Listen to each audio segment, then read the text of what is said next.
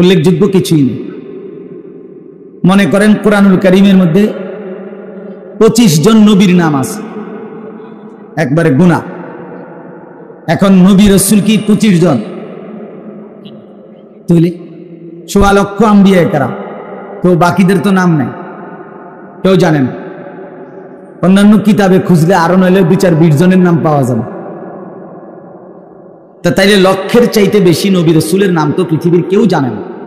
তাইলে ওনারা কি ব্যর্থ? ব্যর্থ।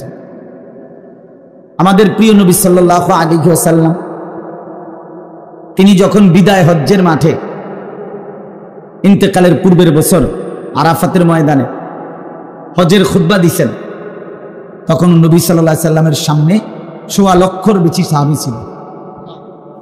তাহলে 1.25 লাখ সাহাবী, এই বিপুল পরিমাণ সাহাবীর নাম পৃথিবীর কোনো কিতাবে নেই। 5000 সাহাবীর নামও পৃথিবীর কোনো কিতাবে নেই, কোনোখানে নাই। সর্বোচ্চ 313 জন সাহাবী বদরের যুদ্ধে যারা অংশগ্রহণ করছেন উনাদের নাম একসাথে পাওয়া যায়, আছে। আরো বাকি মিলাইয়া তো মনে করেন 2000-এর নাম বা 5000-এর নামে তালাশ করে পাইল, তো বাকিরা, বাকিদের নাম কই? বাকিদের নাম পৃথিবীর কোনো কিতাবেও নাই, কেউ জানেও না। তাইলে এখন এই বাকি সাহাবী যাদের নাম এখন পৃথিবীতে নাই, কেউ জানে না, তো ওনারা কি ব্যর্থ? ব্যর্থ।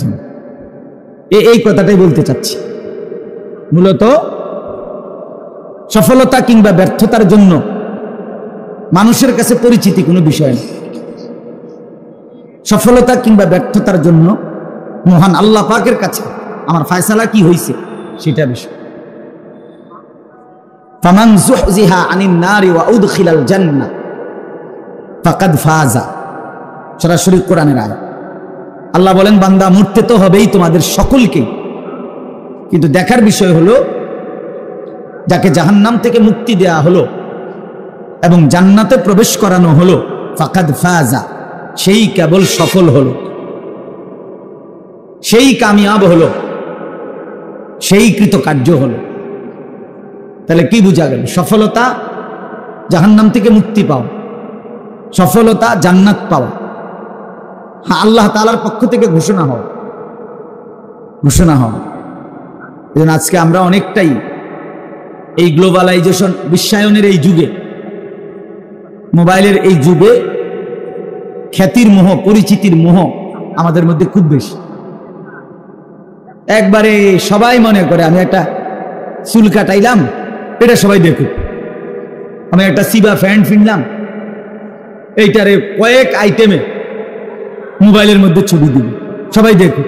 বেওকুফ, তোর এটা কে দেখবে বেটা? এই সিবা প্যান্ট দেখার কি আছে? এটা তো বার কত মানুষের কইরা রাখছে, না হের এটা হে দেখাই। মোটর সাইকেলের সামনে সাইডে কাইট হইয়া, সিট হইয়া, ঠেঙ্গালগি দিয়া বিভিন্ন মডেলে তার দরকার মানুষের কাছে পরিচিত, যে কোনো আইটেমে হোক। এবার প্যান্ট ফইরা হোক আর প্যান্ট খুললেও মানুষে চিনলে, মানুষ চিনছি কিনা, আমারে পরিচিতি হলো কিনা, এটা হলো বিষয়।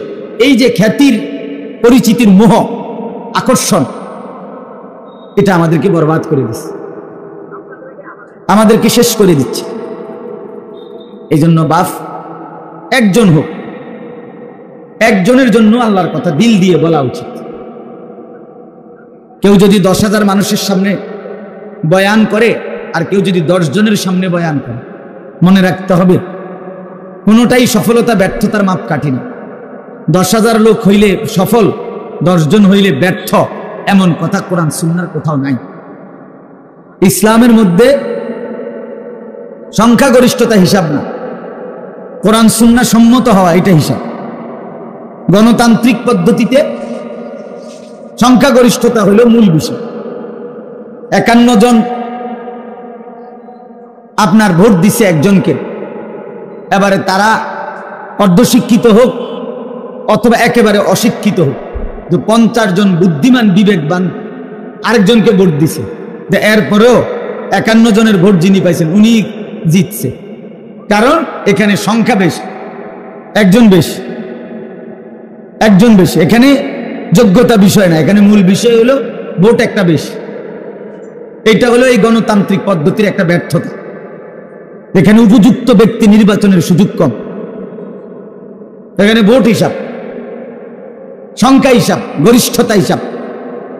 কিন্তু ইসলামের মধ্যে, কোরআন সুন্নাহর মধ্যে এইটা হিসাব নেই।